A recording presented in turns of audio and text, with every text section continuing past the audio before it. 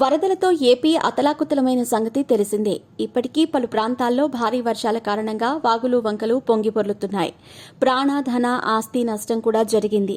AP CM Chandrababu కూడా collector ఆఫీసులో మకాం వేసి దగ్గరుండి సహాయక చర్యలను చేపట్టారు. అయితే ఇలా నష్టపోయిన ప్రజలకు ఆర్థికంగా ఆదుకునేందుకు చంద్రబాబు ప్రభుత్వం కసరత్తు చేస్తోంది. వరద బాధితులకు ఆర్థికంగా సాయం అందించడానికి కార్యాచరణ రచిస్తోంది.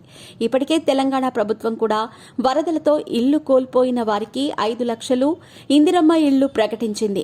వరదలతో పాక్షికంగా నష్టపోయిన వారికి 16,500 ప్రకటించిన సంగతి తెలిసిందే. అయితే ఇప్పుడు విజయవాడ ప్రజలకు ఆర్థికంగా సాయం అందించేందుకు చంద్రబాబు ప్రభుత్వం కృషి చేస్తోంది. వరదలతో ఇళ్లలో నీళ్లు చేరి కొన్ని రోజులుగా ఉన్న పరిస్థితులు కూడా ఎదుర్కొన్నారు. ముఖ్యంగా ఇళ్లు మాత్రమే కాదు, ఇక్కడి వాహనాలు కూడా పూర్తిగా నీట మునిగిన ఘటనలు చూశాం. ఈ సందర్భంగా వారికి కూడా ఆర్థికంగా భరోసా కల్పించేందుకు చంద్రన్న ప్రభుత్వం కసరత్తు చేస్తోంది.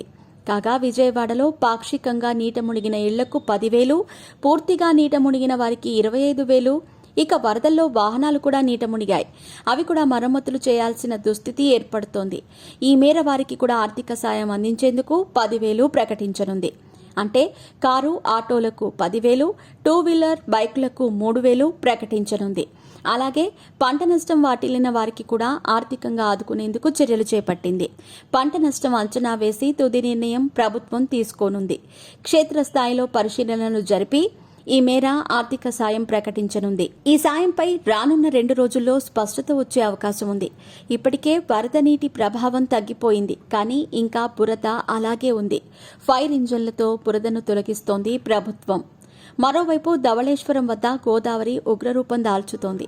భారీగా వరద నీరు వచ్చి చేరటంతో ఈ పరిస్థితులు ఏర్పడుతోంది. ఇప్పటికే నీటి మట్టం పెరిగింది. 13.75 అడుగులు చేరటంతో రెండో ప్రమాద హెచ్చరిక కూడా జారీ అయ్యింది.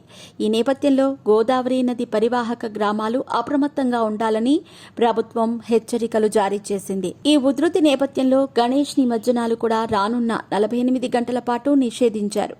ఇక సముద్రంలోకి 13 లక్షల క్యూసెక్కుల నీరు చేరుతోంది.